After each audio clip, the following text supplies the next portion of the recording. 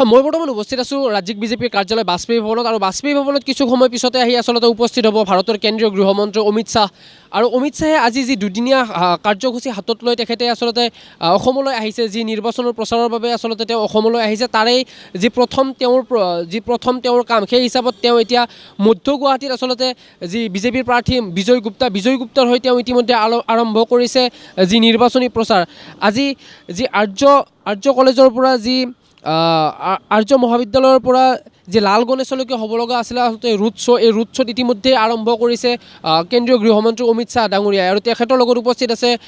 যি সৰ্বানন্দ সোণোৱালকে ধৰি বিভিন্ন অসমৰ মন্ত্ৰী উপস্থিত আছে আচলতে আজি যি তেওঁৰ ৰুট শ্ব' হ'ব এই ৰুট শ্ব'ত ইতিমধ্যে আচলতে হাজাৰ বিজেপি সমৰ্থকে অংশগ্ৰহণ কৰিছে যি আৰ্য মহাবিদ্যালয় খেলপথাৰৰ পৰা ৰিহাবাৰীৰ নেপালী মন্দিৰলৈকে আচলতে এই ৰুট শ্ব'টো আৰম্ভ আৰু ইতিমধ্যে বিজেপিৰ যি ৰাজ্যিক কাৰ্যালয় আমি ভিডিঅ' জাৰ্নেলিষ্টক মই দেখুৱাবলৈ অনুৰোধ জনাইছোঁ আচলতে এক নিৰাপত্তা বেষ্টনী হিচাপে ইয়াক গঢ়ি তোলা হৈছে ইতিমধ্যে ইয়াতে যথেষ্ট পৰিমাণে নিৰাপত্তাৰক্ষীয়ে আহি ইতিমধ্যে উপস্থিত হৈছে আৰু তেওঁলোকে আচলতে যি কেন্দ্ৰীয় গৃহমন্ত্ৰীগৰাকী আহিব তাৰ পৰিপ্ৰেক্ষিততে আচলতে গোটেই বিজেপি কাৰ্যালয়টো আচলতে নিৰাপত্তাৰক্ষীৰে ইতিমধ্যে ভৰি পৰিছে আচলতে আজি যি তেখেতৰ কাৰ্যসূচী তাৰ এক কাৰ্যসূচীৰ অন্য এক কাৰ্যসূচী হ'ব তেখেতে ইয়াৰ পৰা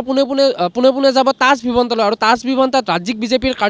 কাৰ্যকৰ্তাৰ সৈতে তেখেতে এখনি বৈঠকত আচলতে মিলিত হ'ব আৰু এই বৈঠকৰ পিছতেই তেখেতে অহাকালিৰ দিনৰ